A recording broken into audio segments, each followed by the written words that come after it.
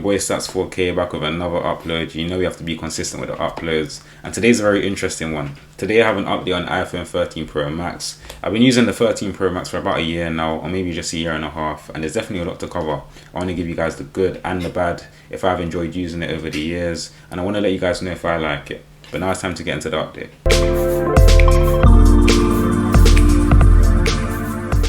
So with a price of £1,049, there's no denying that it's a great phone. With the matte glass on the back and the square edges that obviously Apple has now changed on the 15 series, giving the 15 series a more round edge and giving it more comfort in your hand, also decreasing the weight, which is something we'll get into later. But there's no denying that the iPhone 13 is a great phone. Now mine is still fairly new, so there's not too many scratches. I do also use a case, but I haven't been using my screen protector recently.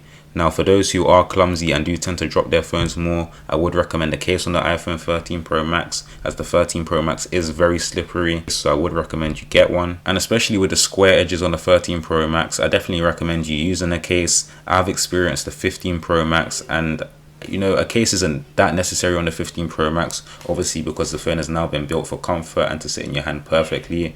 But if you are using the 13 Pro Max, I would recommend a case, as the square edges do not help with the phone stability in your hand. So with the 13 Pro Max being one of the heaviest iPhones, weighing 240 grams and 7.7 millimeters thick. Now this wasn't really a very big deal until the iPhone 15 came out. You know, everybody that owned the 13 series was very comfortable, we was very used to the weight, we never experienced no problems. But now since the 15 series has come out, there's a bit of a controversy and a debate between which is actually the best phone. But if you do own the 13 Pro Max, there's really not that much of a difference. I'm sure if you've owned it for a while as well, you've definitely gotten used to the weight. So there's not really much complaints to say on the weight side of things, especially if you've owned the 13 Pro Max for a while. Of course, the 15 does weigh less this year, but if you do own the 13, you become very used to it, and you naturally become used to it as well. Now, this is something that most iPhone users don't know about, or they really just don't care. But the iPhone 13 was one of the first series to introduce 120Hz on the display. Now again, most people really weren't bothered about this, but if you did take the time to notice, you can actually tell how smoother the display screen is,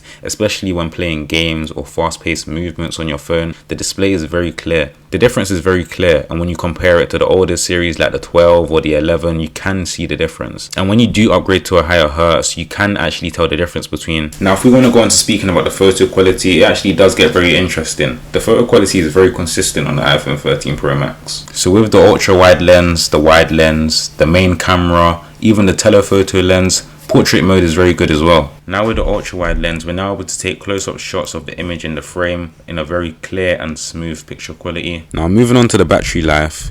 Me personally, I don't experience much problems with battery on the 13, although this may vary between phones. Typically when I start my day on 100% by charging my phone the night before, when I'm actually out during the day using some of my data, and even watching some shows on YouTube. Now obviously this depends on how long the shows are, but when I'm watching a couple maybe 5 to 10 minute YouTube videos, I still find that the 13 is able to last near enough till the end of the day. Compared to if I start my day on 70 or 60%, I do find that I will have to give the phone at least one more charge to last me throughout the day, especially if I want to use my data for a certain amount of time, or you know, watch a couple of vids, make some calls. I definitely will have to give it another charge. But overall, the performance on the 13 Pro Max is still great. Let me know how your battery life has been on the 13 Pro Max, and also let me know how your whole experience has been on the 13 Pro Max in the comments, if you've owned it for a while, that is, of course. Now to wrap up this update on the 13 Pro Max, hope you guys enjoyed this video. You enjoyed my opinion on the 13 Pro Max and how I've enjoyed using it over the year. Make sure you guys support the channel on the road to 500 subs. Don't forget to like and subscribe, leave a comment in as well. But it's been your boy Stats with an update on the 13 Pro Max. Peace.